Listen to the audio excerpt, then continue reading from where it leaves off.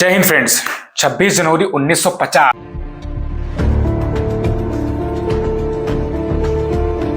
को हमारा भारत देश आजाद हुआ था। स्वतंत्र भारत में गणतंत्र की स्थापना में देश के स्वतंत्र के लिए हमारे भारतवर्ष में कई वीरों समेत क्रांतिकारियों ने अपना जीवन बलिदान दिया। उनमें से पहला नाम महात्मा गांधी, सरदार पटेल, पंडित जवाहरलाल नेहरू। इन लोगों ने देश में उस समय क्रांति करके इस देश को आजादी दिलाई थी। जब ब्रिटिश सरकार अपनी तानाशाही कर, देश में अत्याचार कर और लोगों को बहुत प्रताड़ना और अवहेलना कर रही थी, तब इन क्रांतिकारियों ने मिलकर देश को आजादी दिलाई। के फायदे के लिए बनाया। इंडियन रेलवेज भी बनी ताकि रॉ मटेरियल और तेज ले जा सके। इंडिया में कमाया, इंग्लैंड में खर्च किया।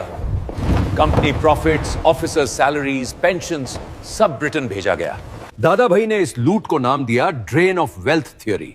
उन्होंने दिखाया कैसे इंडिया का सरप्लस ब्रिटेन की प्रॉस्पेरिटी बना। इस ड्रेन ने इंडिया को पुअर बनाया। आजादी के बाद भी इसका असर रहा, क्योंकि खून नहीं दौलत निकाली गई थी। चीजों को लूट कर वो हमसे लेके गए। सवाल ये कि जब उन्होंने देश को अपनी जान न्यौछावर की, हमारे देश के जवानों ने, तब उन्होंने एक अपने लिए एक छाप छोड़ी कि इंकलाब जिंदाबाद। देश के हर उस व्यक्ति की जिम्मेदारी है कि वह अपने जीवन में अपने देश के हित में कुछ काम जरूर करे। राष्ट्र हित के लिए अपने प्राणों को न्यौछावर जरूर करे। राष्ट्र हित में काम कार्य करना उस वीर जवानों की शहादत में एक विनम्र श्रद्धांजलि होगी।